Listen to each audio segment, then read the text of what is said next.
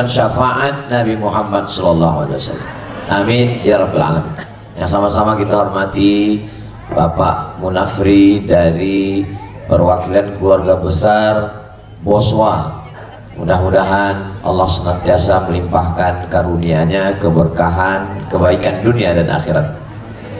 Yang sama kita hormati para asatiz kita, guru-guru kita, al-habaib, al-afadil, al-ulama, al-ajilla, para pimpinan pondok pesantren, guru-guru kita, hadirin hadirat, adik-adik, para relawan yang tak dapat saya sebutkan satu persatu, semua yang hadir ini insya Allah dimuliakan Allah Subhanahu wa ta'ala. Amin ya rabbal alamin. Ketika itu pilihan bagi Muslim yang ada di Andalusia dua. Kalau mau tetap Islam, pindah dari Andalusia. Akhirnya mereka banyak yang pindah ke Maghribi, yang sekarang disebut dengan Maroko. Itu mengapa sebagian orang Maroko itu matanya biru, rambutnya pirang, karena itu adalah orang-orang yang terusir dari Andalusia. Kalau mau tetap di Andalusia, na'udzubillah, mohon maaf, murtad. Jadi simbol mereka yang aslinya Islam tapi tidak mau keluar dari tanah kelahirannya mesti murtad. Untuk membedakan antara yang asli dengan yang murtad, itulah dipakai topi kerucut ke atas. Gambarnya bisa dicari di internet. Hancur Islam di Andalusia. Banyak juga ketika saya bercerita tentang Andalusia, Bapak Ibu bertanya, Andalusia itu di mana Pak Ustadz? Kalau saya bilang tahu Real Madrid, Barcelona, tahu, itulah di Andalusia. Ketika Islam jatuh, hancur, berkeping, tak terselamatkan di Andalusia abad ke-15 di Eropa Barat, atasnya Prancis, sampingnya Portugis, Spanyol, itulah di Andalusia. Hancur Islam di Eropa bagian Barat. Apa yang terjadi? Ternyata di belahan timur Islam bangkit dengan berdiri tegak seorang pemuda bernama Muhammad Al-Fatih yang dapat menguasai Konstantinopel, berubah nama kota itu menjadi Istanbul. Apa pelajaran dari sini? Islam tidak akan pernah mati. Jatuh di satu tempat, dia akan muncul di tempat yang lain. Bagaimana dengan di Nusantara? Ketika Portugis menguasai Selat Malaka dengan tumbangnya Sultan Mahmud yang lari ke Sumatera, akhirnya mati Selat Malaka, kekuasaan Islam hancur berkeping. Tapi Islam tidak hilang dari Nusantara. Kenapa? Karena mati Selat Malaka, muncul Selat Sunda sebagai pusat peradaban Islam baru dengan naiknya Kesultanan Cirebon. Pelajaran dari dua sejarah ini bahwa Islam dipukul di sini akan muncul di sana, dihabisi di sini akan bangkit di sana. Itulah makna firman Allah, yuriduna ayutfi'u nurallah. Kalau mereka mau memadamkan cahaya Allah, wallahu mutimmu nurihi, Allah akan senantiasa menyempurnakan cahayanya. Dulu waktu saya masih semester 1 tahun 1996, sebelum ke Mesir saya sempat kuliah di IAIN.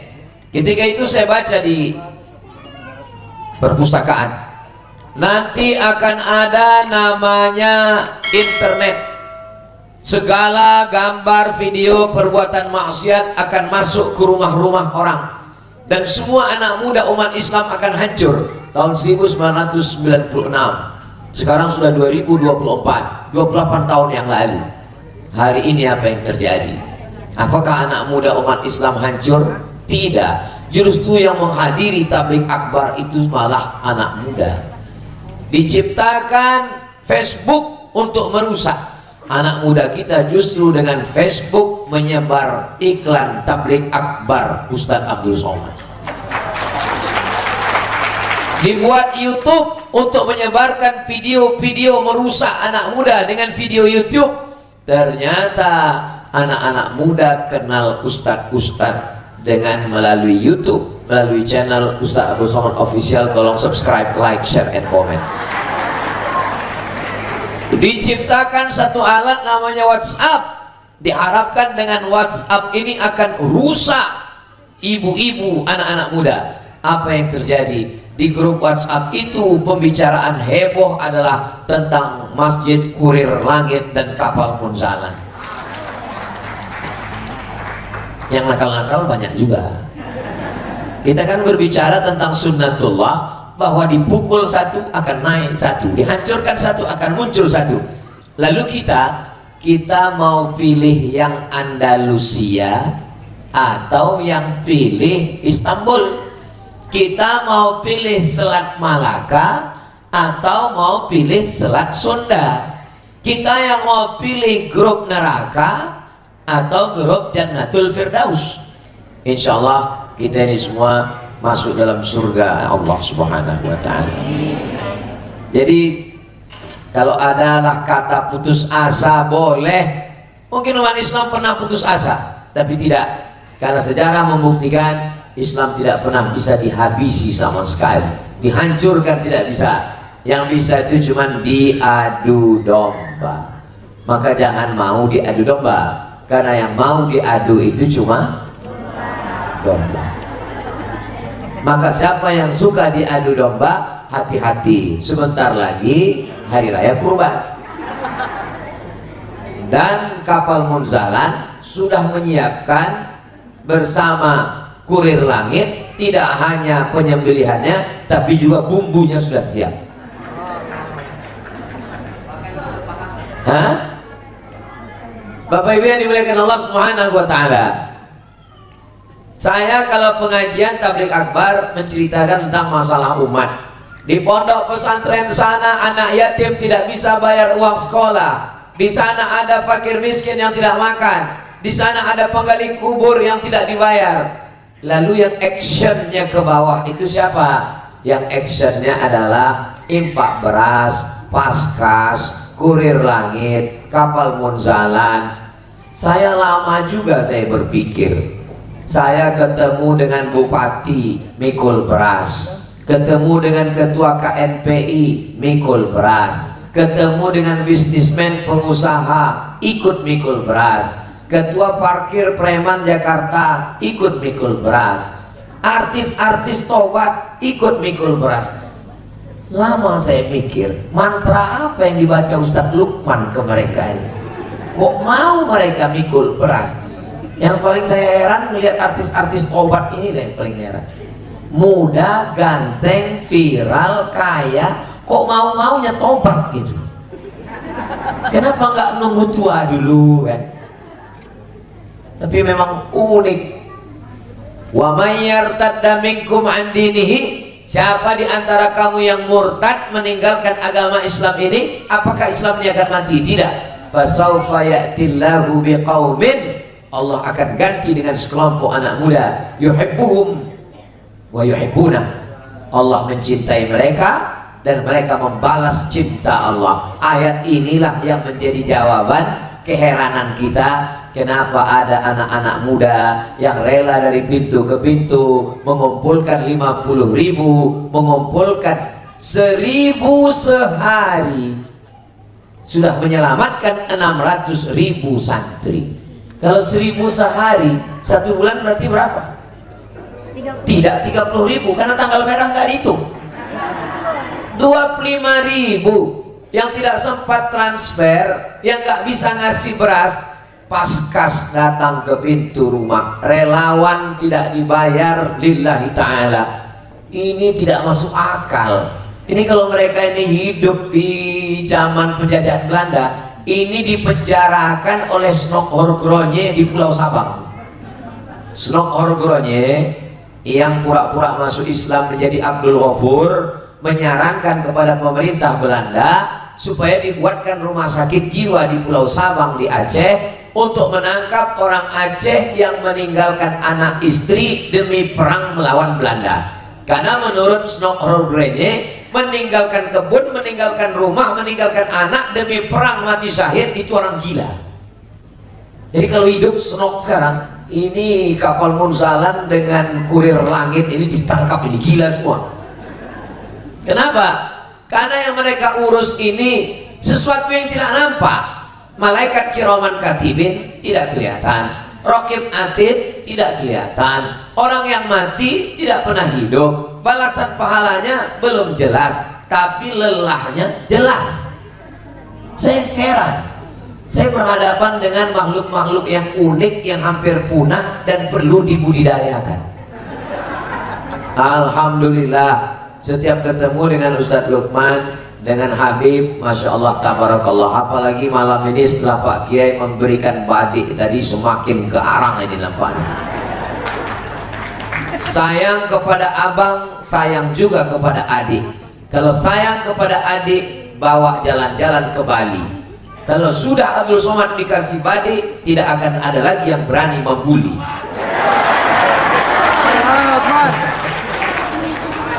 Videonya tadi udah disimpan kan? Itu mau diupload di Instagram. Saudaraku yang dimuliakan Allah Subhanahu wa taala. Jadi siapapun yang khawatir dalam hati dan pikirannya Islam ini akan hancur. Kalau menurut logika akal, Islam di Indonesia ini sudah lama punah, musnah, hilang dibandingkan dengan Islam di Malaysia dan Brunei Darussalam. Apa analisa? Ini kalau mau pakai logika-logika ya. Islam di Malaysia dilindungi oleh 4. Malaysia dan Brunei Darussalam. Dari mulai kerajaan Kelantan sampai turun ke bawah Terengganu, Perlis, Perak, Brunei Darussalam itu dilindungi oleh 4. Yang pertama, negaranya berdasarkan Al-Quran. Yang kedua, ada sultan. Yang ketiga, ada mufti. Yang keempat, ada lembaga negara atas nama Islam, namanya JAKIM, Jawatan Kuasa Islam Malaysia. Makanya jangan heran mahasiswanya diantar dengan uang kerajaan. Selama belajar di Mesir dibiayai, tinggal di sana ada rumah kerajaan, ada rumah Selangor, ada rumah Kelantan, ada rumah Terengganu. Pulang disediakan tiket pulang. Setelah pulang disekolahkan S2, S3, disediakan kerja, diangkat jadi pegawai. Tapi kita empat-empatnya tidak ada.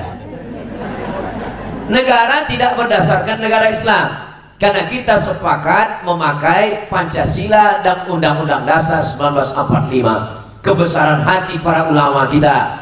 Karena ketika kita melawan Belanda, kita melawan Jepang, saudara kita di wilayah timur mengatakan kami tidak mau pakai Islam. Kalau ada kata ketuhanan yang Maha Esa dengan menjalankan syariat Islam bagi pemeluknya, kami nggak mau ikut Indonesia. Ulama berlapang dada. Oke, saudara-saudara kami, kita tidak pakai ajaran sumber utamanya dasar negara Islam. Tidak apa-apa, kita pakai Pancasila sebagai dasar. Kalimatun sawa, titik temu antara kita. Kesultanan, Sultan Tidore, Sultan Ternate, Kesultanan, Sultan Goa, Sumatera, Kesultanan Delhi. Sultan tidak ada lagi yang berkuasa, hanya tinggal Sultan Yogyakarta. Dengan tidak adanya Sultan maka tidak ada mufti. Kenapa kita tiap tahun heboh tentang penetapan 1 Ramadan 1 Syawal? Karena kita tidak punya mufti. Kenapa mufti hilang? Dengan hilangnya Sultan maka mufti pun hilang. Tidak ada satupun lembaga negara yang atas nama Islam. Kementerian Agama bukan Kementerian Agama Islam, itu kementerian semua agama. Makanya jangan heran kepala kantor Kementerian Agama di Bali agamanya Hindu, kepala kantor Kementerian Agama di Papua agamanya Kristen atau Katolik. Karena kita Bhinneka Tunggal Ika. Jadi kalau menurut logika akal, kalau 4 pilar ini tumbang, Islam akan tumbang.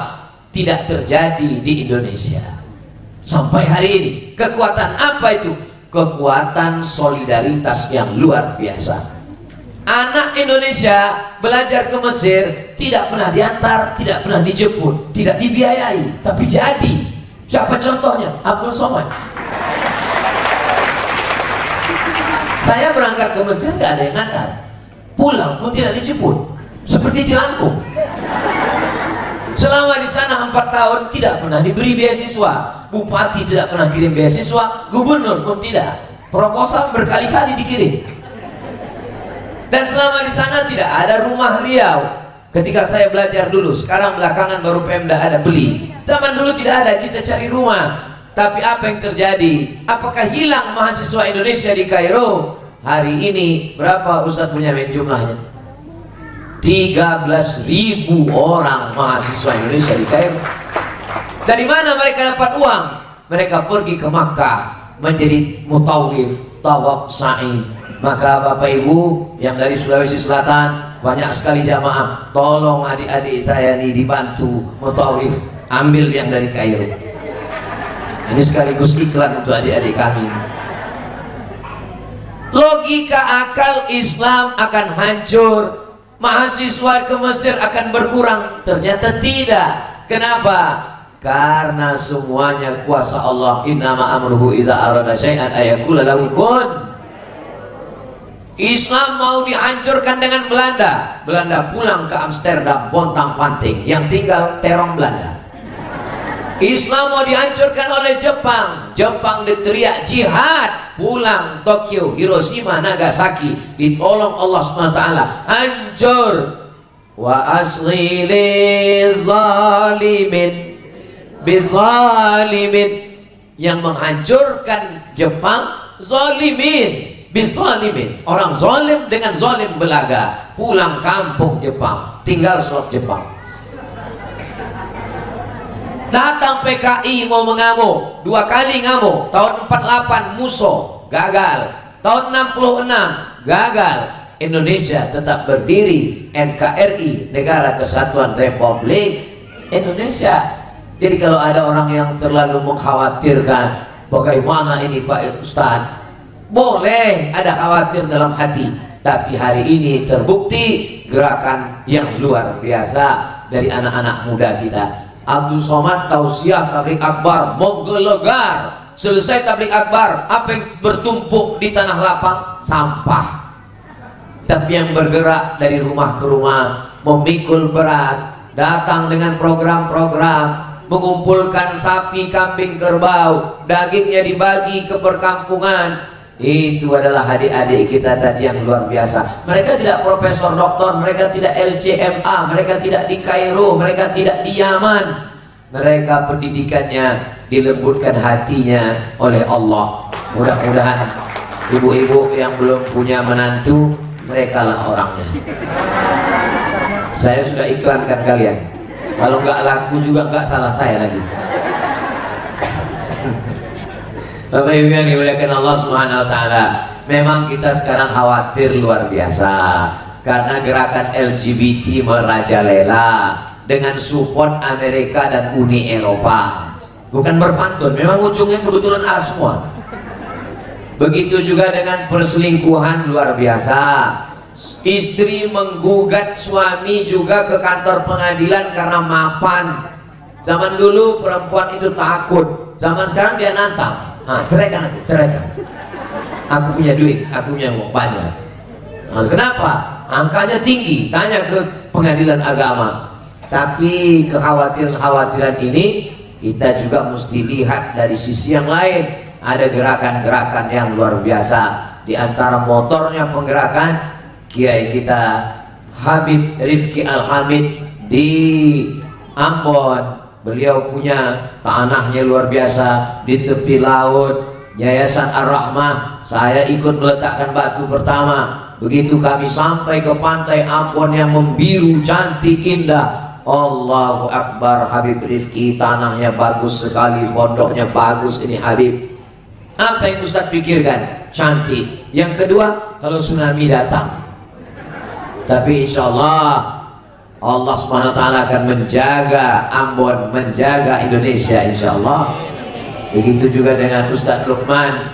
Beliau membuat pondok itu di tengah saudara-saudara kita Tionghoa, tapi mereka tidak pernah merasa terganggu. Tidak pernah mereka mengadu ke polisi, ke tentara, Babinsa, Babin Kamtibmas, tolong bubarkan pengajian Ustadz Lukman. Tidak, mereka tetap senang. Kenapa? Rumah mereka dikontrak.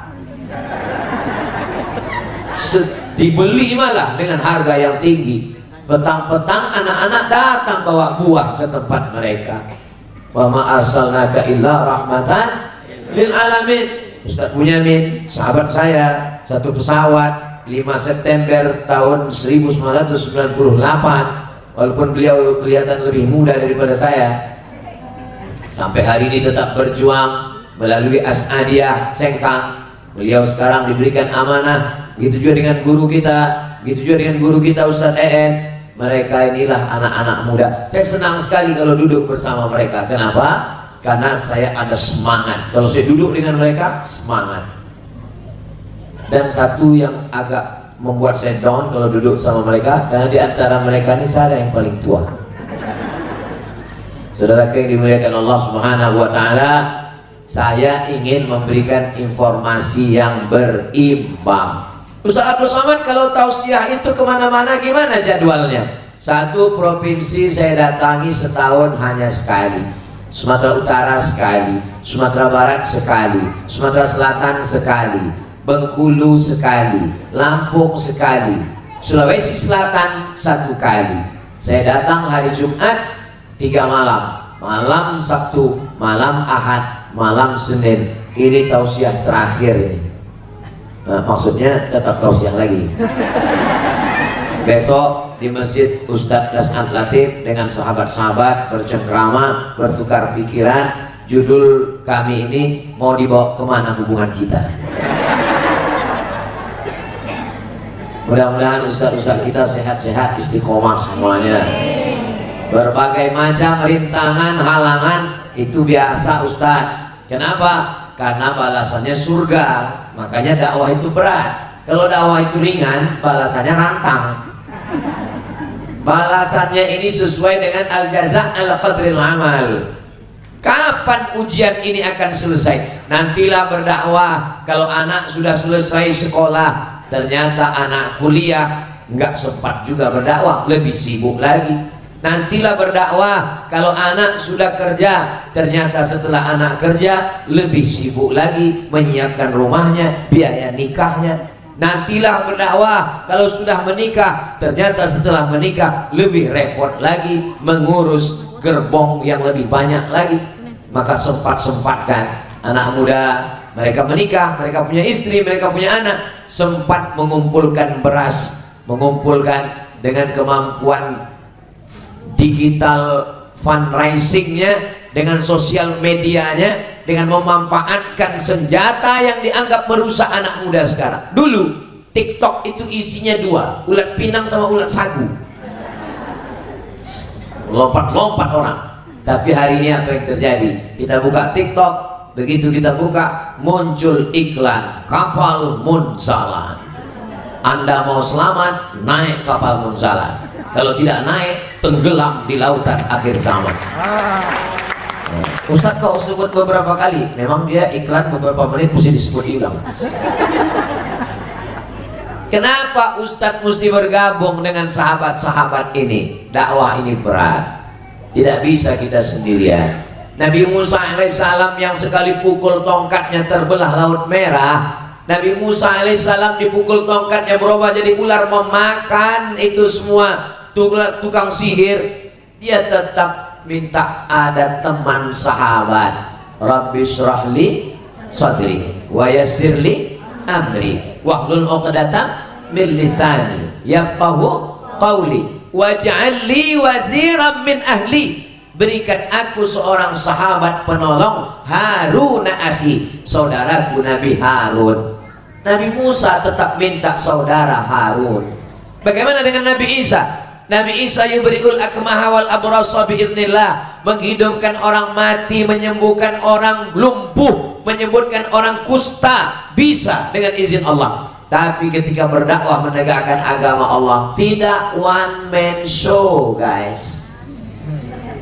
Nabi Isa alaihissalam berkata, wa idh qala Isa bin Maryam lil hawariyin, ingatlah ketika Nabi Isa berkata kepada hawariyin, man ansari ilallah, siapa yang akan menolong aku menegakkan agama Allah? Qala al hawariyun, hawariyun berkata, nahnu ansarullah, kami yang akan menolong agama Allah. Nabi yang paling hebat, sayyidul awwalin wal akhirin, sayyidul kaunaini was saqalain, Sayyidul Anbiya wal Mursalin, Sayyidina wa Maulana Muhammad sallallahu alaihi wasallam. Tidak sendirian, ada orang tua yang bijaksana, Abu Bakar. Ada anak muda yang gagah perkasa, Umar. Ada anak muda yang banyak harta, Utsman. Ada anak muda yang sangat smart dan cerdas, Ali. Ada perempuan yang kaya raya, Khadijah. Ada perempuan yang sangat cerdas, setengah agama di kepalanya, Aisyah. Tidak bisa berjuang sendiri. Makanya kalau ada orang sekarang ceramah sendiri, berdakwah sendiri, berjuang sendiri, capek sendiri, stroke sendiri, mati masuk. Gak bisa. Saya dibantu, ditolong. Kalau saya pergi ke Ambon, ke Maluku Utara, sampai ke Tual, itu yang membawa saya Habib Rifki Al-Hamid. Ustadz Abdul Somad nggak takut, itu kan wilayah minoritas. Ustadz kan selalu ditolak kalau di tempat minoritas. Tidak. Bagaimana cara Habib Rifki? Pandailah Habib Rifki. Habib Rifki mengundang bapak-bapak pendeta, bapak-bapak pastor, duduk bersama Ustadz Abdul Somad, diadakan dialog, makan bersama, foto bersama. Ternyata tak kenal maka tak sayang, tak sayang maka tak ngutang. Kita bisa duduk bersama dengan Pak Pendeta. Bahkan ketika Islamic Center penuh, pas jadwal Ustadz Abdul Somad datang, Islamic Center penuh, tidak bisa. Apa yang terjadi? Datang Bapak Pendeta ke Habib Rifki, kalau Ustadz Somad tidak bisa di Islamic Center, biar beliau ceramah di Kristen Center. Ini saksi Habib Rifki Al-Hamid. Coba kalau saya berjuang sendiri, nggak bisa. Begitu juga menghadapi anak-anak muda. Saya kalau tabligh akbar di tanah lapang, di stadion, nggak takbur, nggak sombong, insya Allah siap. Tapi kalau menghadapi anak muda, ini bahasanya juga mesti bahasa anak muda. Makanya petang tadi saya nggak siap sendiri, saya bilang. Lalu didampingi siapa? Didampingi oleh Ustadz EN. Beliau dengan bahasa anak mudanya. Ustadz Abdul Somad kalau ceramah tabligh akbar, insya Allah siap. Tapi kalau menghadapi anak TK, nggak bisa. Saya pernah dites ceramah di anak TK, nggak ada yang peduli. Berikut ini mari kita panggilkan Profesor Dr. Abdul Somad LCD SE PhD. Nggak ada yang peduli. Mereka tetap ketawa. Allah menyadarkan saya, Abdul Somad, kau bukan apa-apa, kau bukan siapa-siapa di depan. 5 menit saya ceramah, anak kecil masih tetap ribut. Ini kalau saya teruskan, wibawa saya hilang ini. Allah kasih ilham, Abdul Somad panggil pawangnya. Saya panggil pawangnya. Ibu kepala TK bisa bantu saya, Bu? Maju kecil aja ibu. Dia tepuk anak soleh, anak soleh, selesai masalah. Ternyata sesimpel itu. Tapi pas di tempat lain saya coba, nggak mempan. Nggak bisa kita sendirian. Makanya mesti selalu bersama. Ustadz Somad kalau ke Sulawesi Selatan gimana? Ustadz Hasbi sebelah kiri, Ustadz Bunyamin sebelah kanan. Saya selamat. Makanya setiap saya pergi ke satu daerah, tidak pernah saya masuk sendirian. Mesti ada kawan sahabat saya di daerah. Apalagi mau dekat-dekat pilkada begini, banyak jembatan Batman. Hati-hati kita waspada. Dari warna tendanya udah ketahuan koalisi mana ini. Alhamdulillah, berkat kawan dan sahabat Allah masih menyelamatkan. Berangkat dari Riau, bismillahirrahmanirrahim, la haula wala quwata illa billah. Ini waktu saya sudah banyak makan. Kita mau dengarkan para habaib, guru-guru kita memberikan kita bekal-bekal yang baik. Itu yang bisa disampaikan Al-Fakir Abdul Somad menangkap puyuh di Bukit Selasi. Thank you dan terima kasih. Jangan kemana-mana, kita lanjutkan setelah yang satu ini. Saya kembalikan ke moderator. Terima kasih. Wassalamualaikum warahmatullahi wabarakatuh.